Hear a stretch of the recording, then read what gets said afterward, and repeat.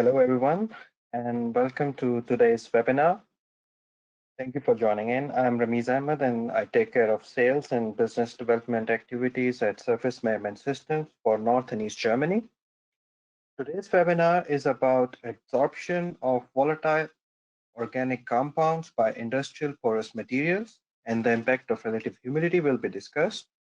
We have a very special presenter today, Professor Daryl Williams. He is the founder and managing director of Surface Measurement Systems and the professor of particle science in the Department of Chemical Engineering at Imperial College London. His work has been recognized by Imperial College with the President's Medal in 2017, the EEF's Future Manufacturing Award in Innovation for 2018, and the Institution of Chemical Engineers Geld Art Medal for the year 2018-19. Okay, well, good morning, everybody, to today's presentation. And I'm going to talk to you today about some of the work we've been recently doing in my research group on the adsorption of volatile organic chemicals by porous solids. And just to acknowledge that Elwyn Hunter, who's a PhD student in my group, has completed the work that I'm talking about with you today. And we're collaborating with Ivan Parkin at the Department of Chemistry at UCL and with our industrial partner and sponsor, Procter & Gamble, and that's represented by JJT from Cincinnati. So I thought to start with, I'd just like to set a little bit of the background as to why we have this interest in volatile organic chemicals and their removal by using porous solids. I just thought I'd talk to you about some of the headlines that have appeared in the newspapers in the UK over the last 12 months, really around air pollution, and it's turning out to be a really quite an important issue.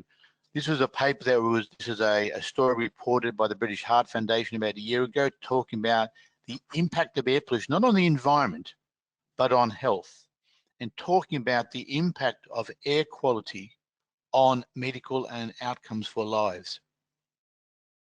And this was a similar story in another major paper, again talking about people breathing toxic air. So really the point I'm making here is that in the past, people have been concerned about air pollution and also been concerned about volatile organic chemicals being in the air. They've seen this as basically an environmental problem. But what we're seeing now is that many researchers and many institutions are now seeing this as actually a health problem. It's becoming a medical problem.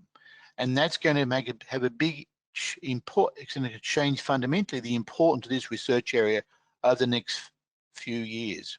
For example, we've seen recently that the EPA has recognized the importance of VOCs in their priorities for the financial year 2020 to 2023.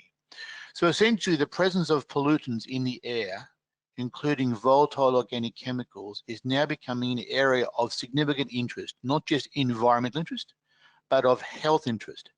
And as it becomes a clear and important health matter, we can expect governments and national authorities to become much more concerned about pollutants, including specifically volatile organic chemicals. So volatile organic chemicals are released from a wide range of sources inside the house, in industrial places, in the environment.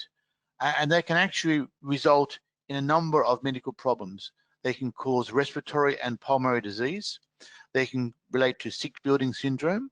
And they can also result in a number of other medical related problems. So we're seeing really now a transitioning of VOCs and airborne pollution from an environmental issue to become a health issue. And as it becomes a health issue, we're going to see a lot more societal and economic importance around this area. And just for a moment for me to talk about VOCs, what sort of molecules am I thinking about? Well, I'm thinking about things such as toluene, formaldehyde, methylene chloride, tetrachloroethylene, acetone, xylene, benzene. There are many compounds that we might see as chemists as fairly regular materials we might encounter in the laboratory. But we're not talking about these molecules being present in the laboratory air. We're talking about these molecules being present in the air we breathe, in our workplace, maybe in the factory, maybe at home. And these molecules can appear in all sorts of ways you don't expect. Maybe they're the solvent in the paint you've used to paint your fence. Maybe it's a solvent that's present in a deodorant you've bought. Maybe it's a packaging of a material you've got in the home. Maybe it's a solvent that we use in the manufacture of the carpet in your house. So these VOC molecules can appear in all sorts of unexpected ways, but they can, over a long period of time, in some cases, potentially have a chronic impact on people's health. And that's the backstory for what we're going to talk about today. So we're really interested in, if we've got these VOCs in our environment, how are we going to remove them? And what are the sort of technical and engineering strategies for their removal? And it turns out if you wish to remove organic molecules such as the VOCs I referred to before from the gas or indeed from liquids, it turns out that the use of porous materials is a very common and relatively straightforward way of doing this. And the reason porous solids are successful in this process is that they have a high fraction of pore volume, they have relatively high surface areas, so they have lots of chemical sites that can accommodate VOC type molecules. Now, of course, VOC concentrations can vary enormously. In extreme cases, you might get hundreds of parts per million, or they might go down to parts per trillion. So they're very low concentrations intrinsically. But what's important to know that in a typical environment where VOCs exist, so too do water molecules. And water molecules are present in much higher concentrations, anywhere between 10 to the 4th and 10 to the 9th times higher concentrations than the VOCs. So if I have a porous material that actually is competing to capture a VOC, either at home or in an industrial environment, then we're going to see the water molecules competing for the same sites as the VOCs. And the project I'm going to describe today was a relatively straightforward project in the following. We wanted to ask a very simple question. If I want to remove certain types of VOCs from typical real-world air, where there is a significant composition of water vapor present, does the water vapor have an impact on my choice of the best porous material? So we're going to look at a series of common industrial porous materials that are potentially usable for capturing VOCs. And we're going to see if I introduce water vapor to this equation, and therefore I start to simulate the real world conditions from which I want to remove VOC pollutants, does my choice of a porous material, is it affected by the presence of water vapor? So this is the basic premise of the research that I'm going to be talking about with you today. So some of you may be relatively new to adsorption science. I'm just going to spend just a few minutes talking to you about adsorption science, just to give you a brief introduction to that topic, just so you've got some idea of the context of the adsorption science we're going to talk about in a few minutes. So firstly, just a little bit of a sort of introduction to adsorption science. When vapors such as VOCs or indeed water vapor are brought into contact with a solid surface, some of the molecules will adsorb on the surface. There are attractive forces between all molecules, and those same forces will result in vapor phase species such as VOCs or water vapor attaching themselves to the surface that I present. If I present a material that has a high surface area, then I have lots of sites where my molecules can adsorb. And indeed, as I increase the concentration of water molecules or the concentration of VOCs, then I will get increases in the amount of adsorption. So if you can see my mouse here, which I'm just going to get a mouse. Let's have a look here. Just let's get my spotlight here. So here you can see my adsorption isotherm. So on the x-axis here is the humidity. As the humidity increases, in this case, I'm looking at the increase in the sample mass due to the adsorption or take-up of my water or VOC by the sample. So in other words, the more water molecules that are in the air, then the more water molecules that will actually, more water molecules that will adsorb on the surface of the material and increase the mass. And this relationship between concentration of water molecules and the mass of my sample is known as an adsorption or adsorption isotherm. And of course, what's happening is the water molecules in this particular case are interacting with the solid. In this case, as I say, it's a porous solid. And there are different phenomena that are occurring as to where the water molecules can end up. They can form monolayers on the surface of my substrate. They can sometimes form multi-layers. If the material is porous, they may condense inside pores. In some cases, they can actually dissolve inside the material, which is true for polymeric materials. And in some cases, they can actually form a chemical reaction, which we call those hydration reactions. So you can see here, this is my adsorption isotherm. And when I go up in concentration, I get the adsorption branch. And when I go down, I get a desorption branch. And you can see there's a bit of a difference between these two. And that is due to a process called hysteresis. And there are different physical explanations for that, but the most common one is due to the filling of pores. So if I've got pores typically between 1 and 50 nanometers, then water molecules can actually form a liquid phase in those pores. We call that condensation. And this hysteresis is most commonly associated with the condensation of the vapor inside the pores of my solid. So that just gives you a bit of a background on basic vapor absorption science. So let me talk about materials characterization. I'm going to spend some time talking about a technique called dynamic vapor absorption in a moment, but I just thought I'd give you a little bit of a reference which might help you understand this technique. So a more common technique in use is a technique known as thermogravimetric analysis. This is a technique where I take a small sample, I put it in a sample pan, and I'm going to monitor the mass of the sample. So TGA is a technique that's been around for probably 60 years at least, and it's a very common technique for characterizing solid state materials. I typically will take a sample of maybe 5 milligrams, and what I will do is I will take that sample and I will increase the temperature, normally by ramping it. And I'm going to look at the change in sample mass as I increase the temperature. As you can expect, as the temperature goes up, most materials lose weight. Sometimes they dry, sometimes they decompose. So that's a classical technique known as TGA. The technique that we're going to describe today is a similar technique but different. It's called dynamic vapor absorption. It's also a gravimetric technique. It also uses a small sample, typically a few milligrams. However, in these experiments, we won't be changing the temperature during the experiment. We'll be changing the humidity, or the partial pressure of my solvent, depending on what we do. We will typically step through the actual increases in partial pressure, and we'll look at the way moisture, or in some cases, organic vapors partition into my material. So we're going to look at gas or vapor absorption. So today we're going to be talking about DVS experiments, because that's the technique. And let me talk a little bit more about the DVS method. So essentially in the DVS technique, we're going to flow a humidified carrier gas over a small sample. So here's my small sample.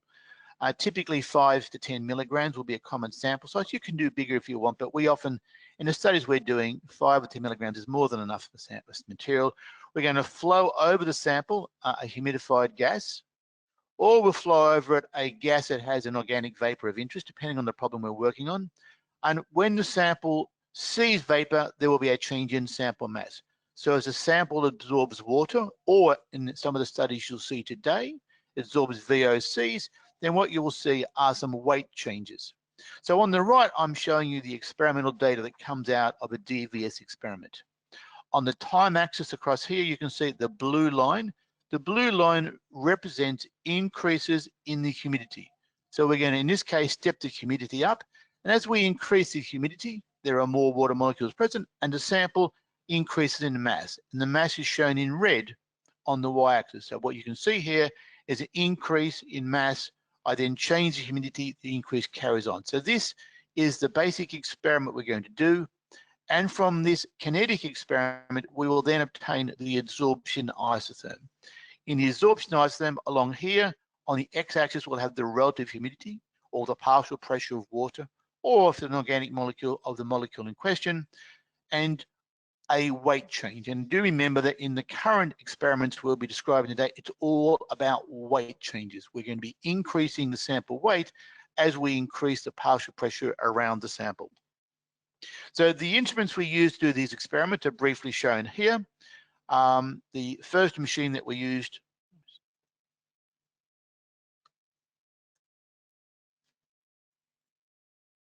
gets my computer's thinking a bit here. I don't want to think too much longer.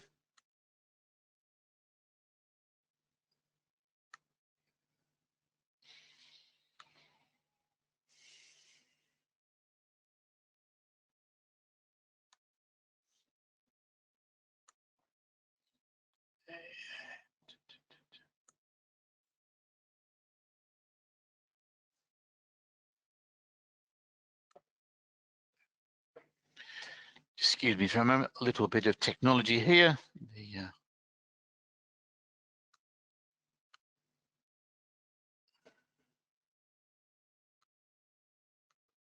Right, there we go. So the machine we use for the experiments is a DVS resolution for most of the studies we showed in today's presentation. And that device allows us to measure the change in mass of a sample as a function of the humidity or the partial pressure or the organic vapor we're using. So just a brief comment here. The microbalance is shown here for measuring changes in sample mass. We have the machine in a constant temperature environment, and all the experiments I will show you today were done at 25 degrees Celsius. The sample, which typically about 10 milligrams, is shown here, and we're going to flow over the sample, in some cases water vapor, to look at water vapor uptake. In some experiments, we're going to pass over the sample VOCs, such as toluene, and look at the uptake by toluene.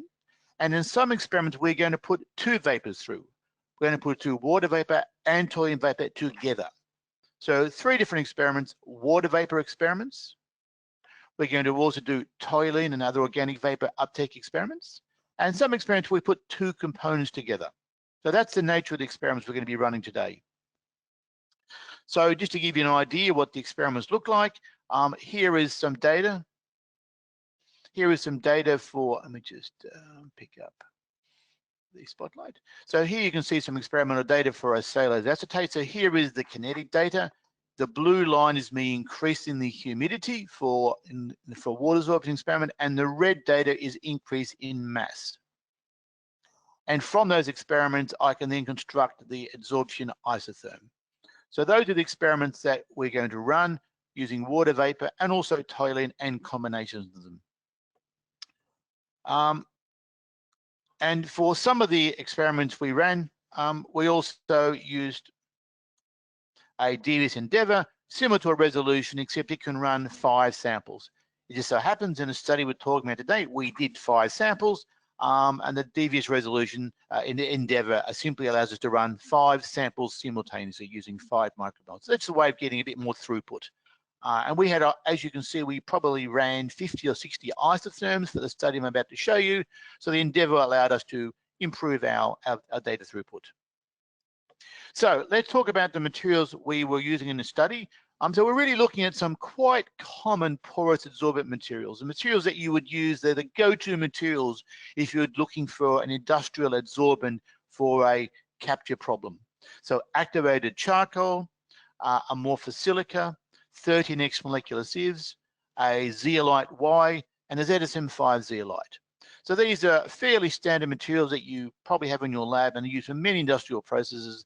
Some of them are hydrophobic, some are hydrophilic, some have pore structures that are mesoporous, so pores between 2 and 50 nanometers. Some have micropores between 0 and 2 nanometers, and some have both. And in the studies, we did some basic characterization using X-ray diffraction, TGA and BET isotherms, but the main work we're going to talk about are DVS isotherms. We did isotherms with water, toluene, 2-butanone and ethanol, so they represent a wide range of potential VOCs, so different polarities. And we did some experiments involving water with 2 of those specific VOCs. And those were designed to specifically mimic real-world VOC conditions. So we did a bit of work looking at the characterization of the materials, just to confirm the materials were what we thought they were going to be. So this is your sort of standard powder X-ray diffraction for these crystalline molecular sieves and zeolite materials. And these are just the TGA curves. So this is a mass versus temperature for those materials. Some of these materials gave some loss of mass around here, which is probably the removal of water. And later on, there's some actual, at higher temperatures, some even chemical decomposition. So these materials are behaving from a thermal perspective as we would expect. So just checking the materials were what we were hoping to see for our study. So the first thing we did, which is important, is to characterize the materials using nitrogen adsorption.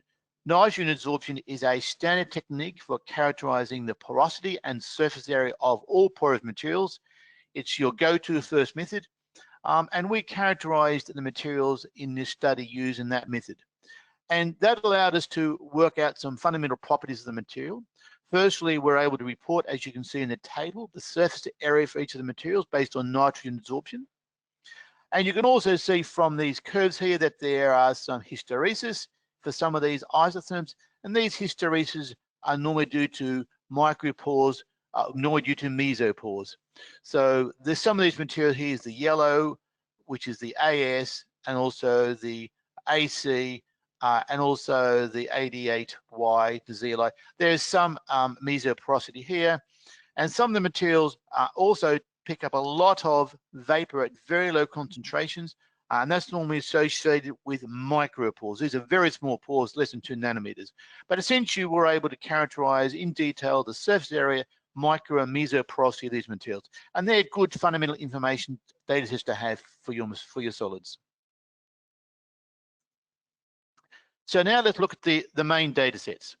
So the first set of data we're going to look at are isotherms for single components. So these are just simply one molecule at 25 degrees and an adsorption isotherm. We're only showing the adsorptions part of the isotherms at the moment, but we do have the desorption data, but it's not so relevant. So what we can see here on the y-axis, we've got the amount of solid adsorbed in milligrams per gram. So for example, water molecules here, if you look at here, the 13X zeolite, the molecular sieves, it basically takes up about 25%. In other words, for every gram of my 13X, I'm going to get 250 milligrams of water vapor. In other words, the 13X has a very great affinity for water vapor, even at very low partial pressures. The other materials looked at have affinities, but they don't tend to pick up to higher concentrations. So we're typically seeing between 10 and 25% by weight water in our material. In this case, the solid is water vapor. So now we can go across to look at a different molecule. We're now looking at toluene molecules. And you can see here quite different behavior. You can now see the activated carbon, the AC here, is now actually picking up substantial amounts of the solvent. And you're seeing up to about 50% uptake by toluene by activated carbon. Whereas the previous material we saw before, the 13X, has a much lower uptake. It's about 5 times less. So you can see now, as you go from a polar material to a non-polar material, very big difference in the single component uptakes. This is just, as I said, water or toluene by itself. And you can also see here, if we look at the other materials, which include my 2-butanone here, and also ethanol, that in all those cases, when I've got something that has got some significant non-polarity to it, compared to water, that is, there's the material that has the most uptake is activated carbon. So if you did a simple screening study, as many people did, and you did water adsorption and organic vapor isotherms for these materials, you would say, well, I want to remove toluene from my air. I should use activated carbon. It's got the best performance. And that's very clear. The single component experiment says activated carbon gives me some great data. I should be really happy with that.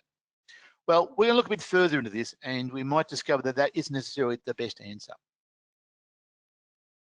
So what we've done here is a table, and this table shows you this is the same isotherms we just saw before. And on the right-hand side here, we have a summary table. And that table is basically saying how much uptake we have for these different materials, but at just one concentration, 0.005 ppm, which in other words, 0.5% of vapor pressure. So in other words, at 0.5% in the AC material, we have 1.7%, 1.7 milligrams in a gram. Not very much, very low. Whereas toluene is enormous. Okay, so this just summarizes the performance of the materials. So in other words, if I wanted to choose a material to take up toluene, then I would be wise to look at the use of activated carbon. That would be what you'd get from single component studies. As I said, we'll talk more about that in just a moment. So from the single component studies that we showed before, we created a property which is a hydrophobicity index. So what we did in this actual measurement is we looked at the amount of material that was taken up by amount of toluene taken up at 0.5%, 0.005, and compared it to the uptake of water. In other words, we looked at toluene uptake at a fixed level and then looked at the uptake for water by itself, and we created a ratio. And what it says is, obviously, the more toluene that goes in relative to the more water, then the more hydrophobic the material is. And what it really says is, what we summarized before, is that in terms of hydrophobicity, the activated carbon looks to be the most hydrophobic material. So in other words, we would expect that that's probably going to be the best material for picking up VOCs such as toluene.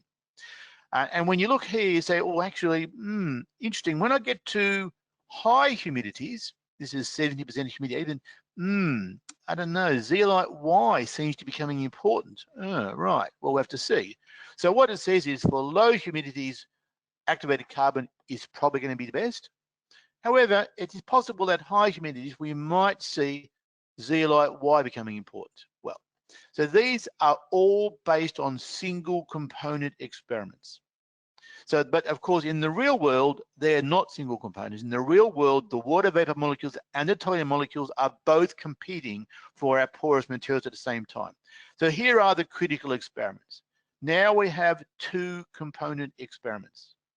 I have certain humidities, and the humidities are given, the humidities are given here at 10, 30, 50, and 70% humidity. And what I'm reporting here is how much toluene is in my material at those different background humidities. So what you can see here, when there's no water vapor, dry air if you wish, my activated carbon, AC, will take up 25% toluene.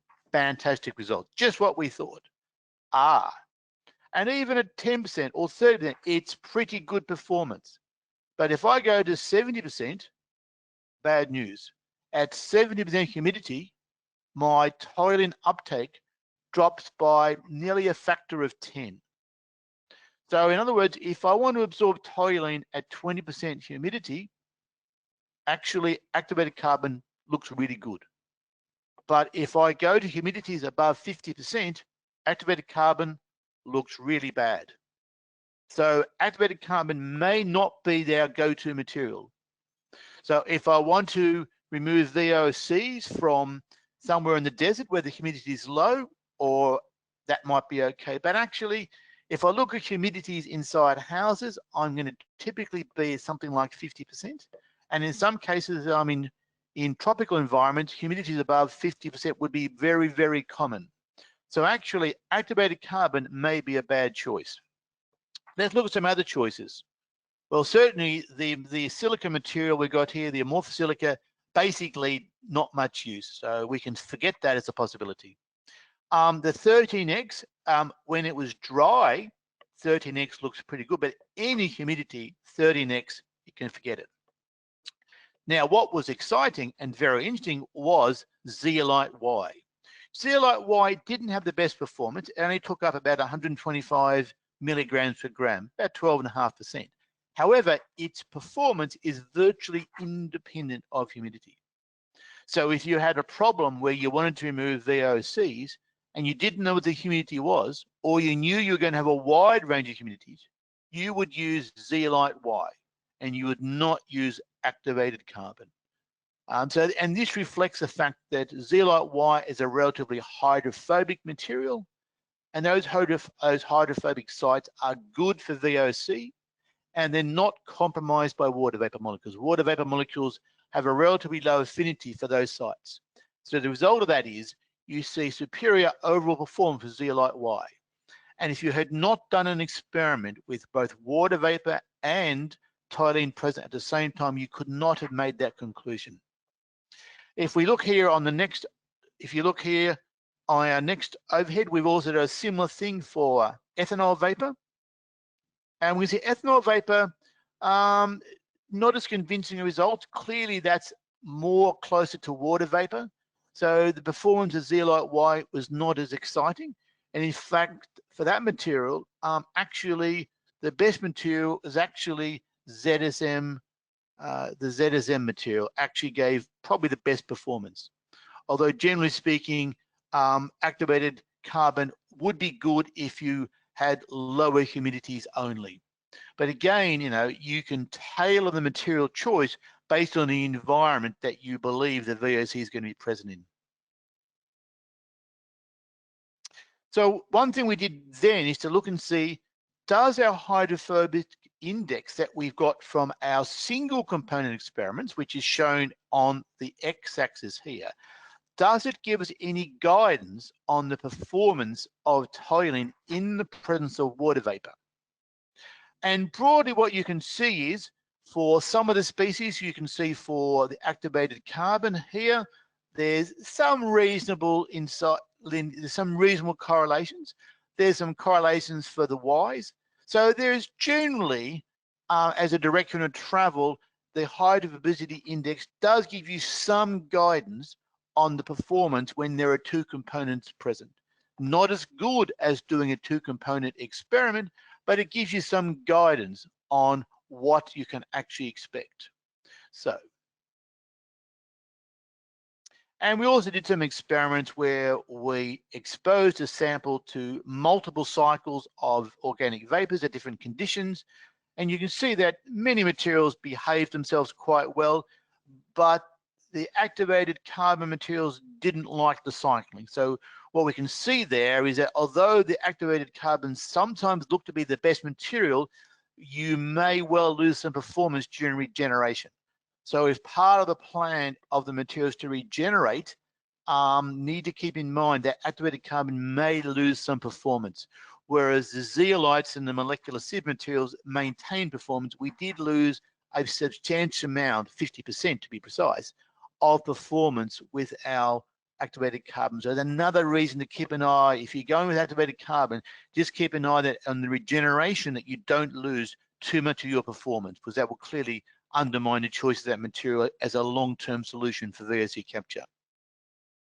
So just wanted to give you briefly talk you through some conclusions now. And essentially the adsorption performance of an adsorbent material for capturing VOCs when humidity is not present is usually far worse than when humidity is present. In other words, humidity impacts performance. The performance of zeolite Y under dry conditions for organic vapors was very average, but under humid conditions, it outperformed the other adsorbents for a range of organic species, and its success can be attributed to its hydrophobic surface properties. For predicting the capture of organic vapors, the hydrophobicity index can provide some good guidance on choice of best adsorbents based on single component adsorption datasets. However, two-component experiment provided definitive data on VOC adsorption in the presence of a wide range of humidities. And the DVT instruments were able to run rather effective with these competitive water organic vapor experiments and allowed us to quantify real-world performance very easily and very effectively. So I'd like to thank the people who did the work, and the young gentleman in the front is Elwin, whose work we saw today. This work was partially funded by the EPSRC and supported financially by Procter & Gamble. I thank you for your time, and I'd be happy to answer any questions you might have. Thank you. Thanks a lot, Daryl, for such a nice presentation. We are now open for Q&A. And we have first question from Alexander. He asks, is wood also a candidate for adsorbing VOCs? So could you repeat that, please? Is wood also a candidate for adsorbing VOCs? Yes, wood would be a candidate for adsorbing VOCs. We haven't looked at wood, but it will take up a lot of water vapor. If you had a wood material that had some hydrophobic chemistry in it, then I think that would be interesting material. And I know that you can do things to wood to make it a bit more hydrophobic. But wood, yes, is a potential candidate in my view. Thank you. Do we have more questions? You can also unmute yourself and ask directly. If you wish, you're more than welcome to.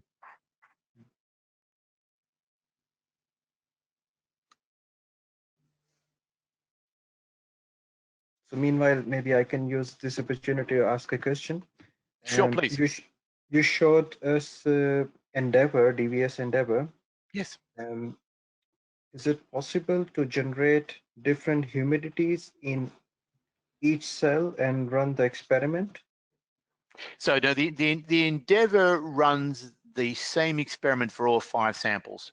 So essentially, if I was to dial up 10% humidity or 1% partial pressure of a VOCs to toluene, all samples are challenged at the same concentration. So it runs its strength is its ability to provide identical concentration to all 5 samples simultaneously. So it will give you 5 mass traces. But each sample sees the same partial pressure or the same humidity. All right. So we have a couple of more questions from the Yes, participants. I can see. I can see a question around about the hydrophobicity index determination. I'll read the question out. For the hydrophobicity index determination, was toluene selected as a reference due to the analyzed materials or in toluene, or is toluene in general used for hydrophobicity index determination? Very good question. Clearly, toluene is, I know there are other papers where toluene has been used in a hydrophobicity index. We're not the only person to use a hydrophobicity index.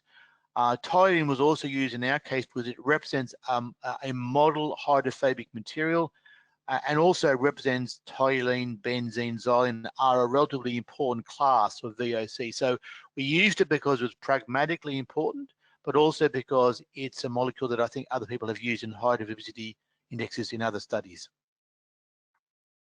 So thank you for that question. Okay. There's one more. What are the concentration limitations of VOC? So in our instrument, we were measuring relatively high VOC concentrations. We were measuring probably tens of parts per million. So that's a relatively high concentration compared to the actual environmental levels. But in terms of the performance of the material, because the concentrations are very low, that data would be very relevant. So even though you might be looking at 1 part or less than 1 part per million out in the real world, doing experiments at 10 parts per million will still give you appropriate information in terms of overall performance. The fact that the real concentrations are lower in the real world simply means that the kinetics will be slower and lower amounts of uptake. So having slightly higher concentrations of VOCs means the experiments are easier to run, but the physical chemistry would be unchanged. So if I had, 1 part per billion or 1 part per million, the amount of uptake I would eventually get at equilibrium will be the same, but the kinetics will be much different. They'll be much slower. Someone has asked me at the range of experiments we can operate at. So the instruments that you saw today will do experiments between 5 and 85 degrees. So that's quite a good range. And if required, we can also do experiments at higher temperatures. There's the possibility of adding a local preheater. So the sample itself can be heated up to, I think it's 200 degrees. So if we want to do experiments or if we want to do sample regeneration, we can do that in the machines as well. But so we can do our standard experiments are between 5 and 85, but we can also do experiments, including regeneration experiments, at temperatures up to 200 degrees Celsius. There's one more question. In the fabrication of VOC detectors, which materials are suitable? Can I have that again, please? In the fabrication Of VOC detectors, right. which materials are suitable? So in the machine, in our current instrument, we have a speed of sound sensor that is used to measure VOC concentrations. It measures VOC concentrations in real time, and it will measure down to about 0.1% P over P naught. So that is for an adsorption study, that is a relatively low concentration. For a VOC study, that's a relatively high concentration. If you wanted to measure very, very low VOC concentrations, we are currently experimenting with the use of PID detectors, photoionization detectors, and they will take you down to parts per billion. All right. So Do we have more questions? I'm here to answer them. If you don't want to type them in, just Okay. to unmute your microphone and feel free to ask your question.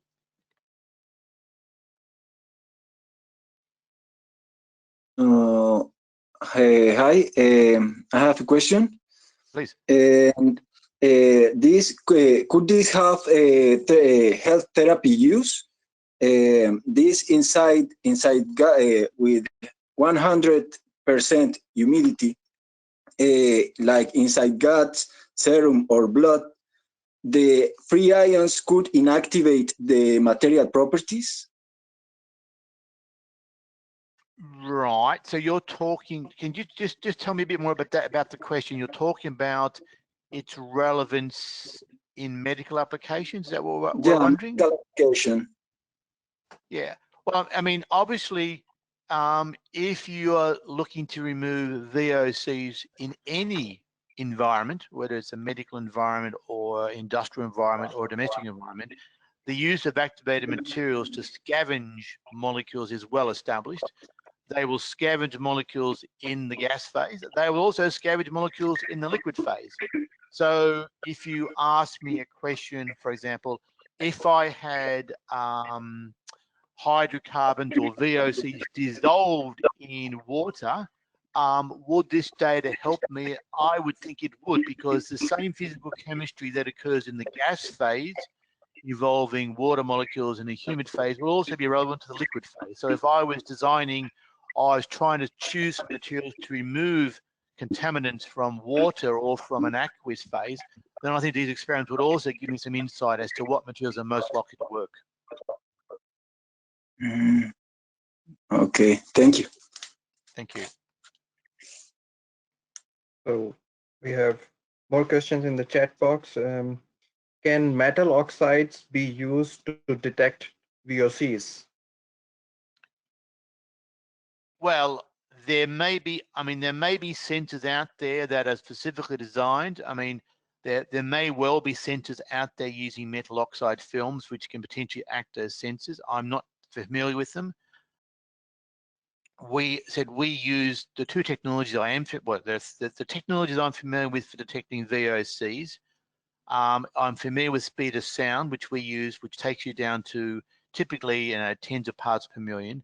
I'm familiar with PID and FID sensors, flame ionization and photoionization detectors. They will quantify materials, but they will not identify them. If you want to identify them, you need a mass spectroscopic technique as well.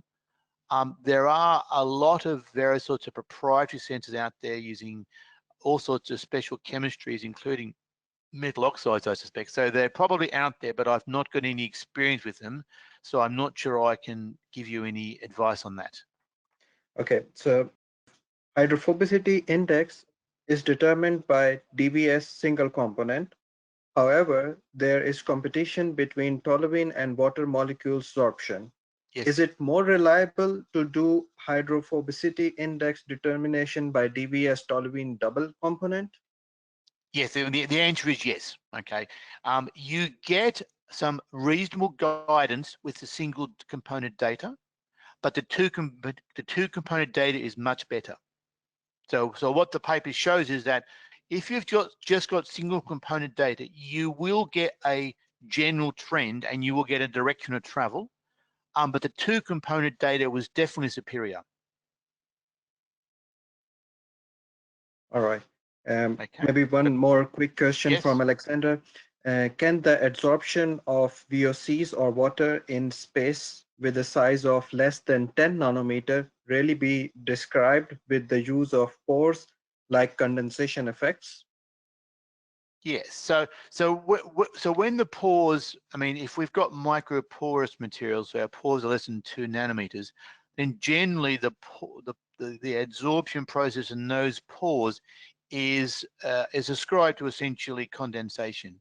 So essentially, if you've got a pore that's less than 2 nanometers, because the pore sizes are getting similar to the dimensions of the intermolecular forces, molecules that go into very small pores called micropores tend to condense in those pores.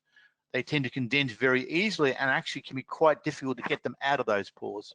So people would generally describe adsorption processes on those in those very small pores as effectively a small pore filling exercise. So it's micro pore filling. So it's adsorption, and it manifests itself as micro pore filling. Does that help, Alexander? Okay, looks like it did a little bit. Thank you. Could you describe how the two-component DVS experiment is performed and how to distinguish the amount of water uptake versus solvent uptake? Yep, no, that's a good question. Good question, John. So the way we run the experiment is we will take the sample, we will pre-equilibrate it with the humidity in question, and then we will expose the sample to the organic vapor, and we'll then capture the uptake after we've done that. But you're alluding to an important question, which is, can we identify precisely the amount of co-absorption that occurs? Now, if I've got water and toluene, what happens if I've got some toluene, if I've got some exchange of materials? And that's a bit more that can be a bit more difficult to determine. And sometimes we will do that, although we did in these work, but sometimes we can do that by using near-IR or Raman spectroscopy to identify the composition of the adsorbed species. So we didn't do that in this study because in most cases the water is very strongly adsorbed and there's very little exchange. But that's how we would normally do it. Can you explain how the instrument determines the VOC absorption in binary system? If it only measures total mass, how can you decouple the absorbed water from absorbed VOC? Yeah, that's a similar question to John's question, which is a sort of the more interesting question. So as I said, we will pre-equilibrate the sample with water vapor, which we do in the experiment to start with. So basically, we'll take the sample, we'll dial up 10% humidity, the sample mass will equilibrate, and then we'll introduce the VOC and we'll measure the increase in mass of the VOC. But the question you're alluding to, which is an important question, is this is assuming, which in these experiments we know to be true, that the VOC does not displace the water, okay? But in cases where the VOC displaces the water, you need to adopt a more sophisticated methodology, and that can be done by using either Raman or near-IR to determine the concentration of species in the adsorbed material. And we have done some work along those lines, but in the current study, we did not do that. What is the effect of temperature? We didn't investigate temperature substantially. I wouldn't expect temperature to have a substantial effect. So the data we showed was for 25 degrees Celsius, but between probably 10 and 50 degrees, I wouldn't expect it to be much different in the data we showed. But certainly as we get closer to the boiling point of some of our VOCs, then we might see some differences in the results.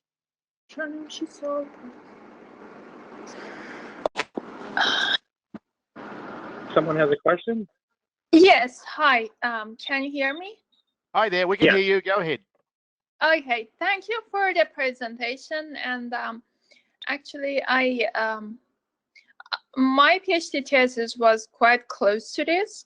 Oh, okay. And I was working on metal organic framework under different relative humidity.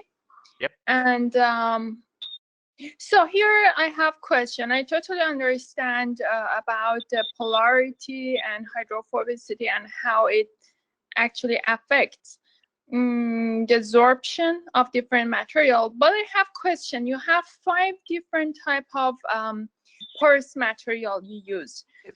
I know that they belong to different categories. So we have activated carbon, which is different from zeolite and silica. But I also see molecular sieve that it's not quite clear to me which of these categories it belongs to. So is it possible to explain what does this? So there were 5. The molecular, let me just show you that slide at the start, okay? The materials are briefly summarized early on in the study. Let me just show you that slide here. Can you see that? Yeah. Well, so basically, the molecular sieve is really a type of zeolite, really. Oh, it's zeolite. It's a 13X zeolite. Yeah. Okay, so You already did a study about zeolite, couple of zeolite, and silica and activated carbon. Other than activated carbon, also, did you see any degradation of a structural breakdown in zeolites that you choose with silica? These materials are uber stable, but we have another project working on ZIFs at the moment, which are a type of moth. So we're doing work on ZIFs and moths at the moment, and they're much more unstable. And in some of those materials, there are signs of potential instabilities. But these materials are really, really stable. So there's no degradation in these materials. So they're you sort of go to cheap and cheap for adsorbents. But we're currently looking at some more. We're currently looking at some work on a range of ZIFs and moths, and we're writing up work on those at the moment. Okay, thank you very much. Thank you. How do you use DVS to assess adsorption kinetics of materials? Or I mean, so essentially, I just showed today all the adsorption isotherms. Okay, of course, for every isotherm we have detailed kinetics, just like I'm showing some kinetics on the screen at the moment for you. So we will have detailed kinetics for every one of those experiments. So essentially, from the mass versus time, we explicitly get the kinetics from that. Okay. What about the hydrophilic nanoporous material? In terms of the current study, the material that would come closest to that, what do we've got? Probably the molecular sieves. I mean, they're nanoporous. They're they're probably they're the closest ones that we saw today. So they did offer some interesting performance, but they weren't, for VOC capture, they really weren't sufficiently suitable for that.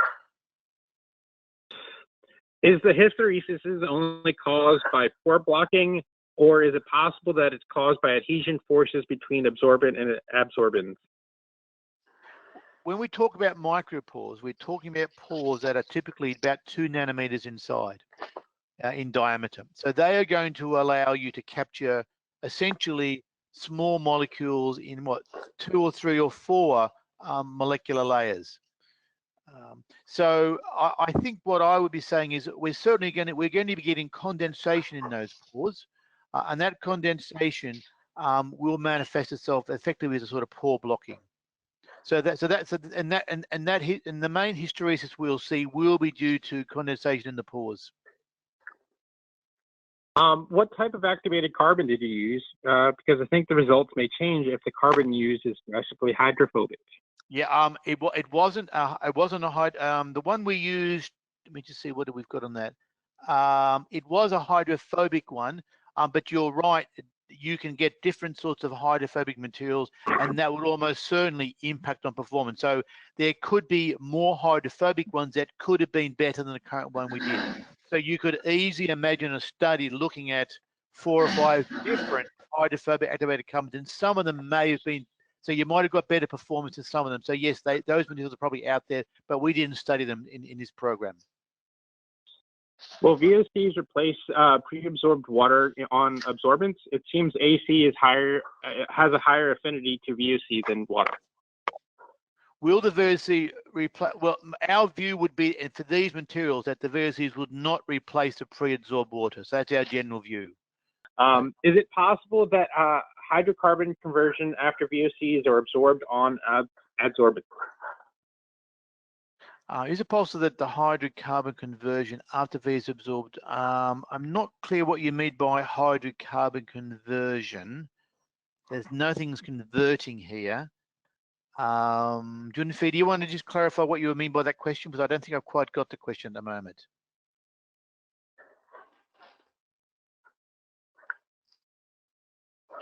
Well, maybe you can update the chat, Junfi, and tell us what, I didn't quite catch that question. Courtney's asked a question about the range for we can measure. So we're temperature 5 to 85, humidity from 0.5% to 98% humidity, and for VOCs from about 0.1 to 0.2% pp0, which is sort of typically tens of parts per million, up to 98% PP naught. That's a quick answer, but so we can cover a big space there. I've been asked here, is it possible to improve VOC adsorption of activated carbon over water by modifying surface chemistry? Absolutely. And what we're saying really is the surface chemistry is really important here. So if you change the surface chemistry of your adsorbent, you will get much better VOC performance for capture. So yes, the surface chemistry is important. Someone's asked me here about VOC's performance, for example, will toluene affect absorption of ethanol? We haven't tried competition between toluene and ethanol. That would be interesting. I think the challenge there would be that whereas in this study, we're relatively confident that when the water goes on, it's very hard to displace it. If you had ethanol and toluene together, displacement would be a real risk. So in that case, you'd have to do a proper measurement of the composition of the adsorbed phase. In other words, you have to use spectroscopy to check the composition of your adsorbed material. So that would be a little more complicated to do, but in some cases might be quite important. All right, with this, I will conclude today's session. We would like to thank everyone for joining us today. Thanks for listening, everybody. Take care. And if you want to ask me any questions offline, my email address is shown here, so feel free to email me if you wish to discuss something more confidentially. Otherwise, thanks for joining in today's presentation, and have a safe day. If you wish to know more about DVS or IGC-SEA and their applications, please visit us on our website or email to science@surfacemeasurementsystems.com. Thank you and have a nice day.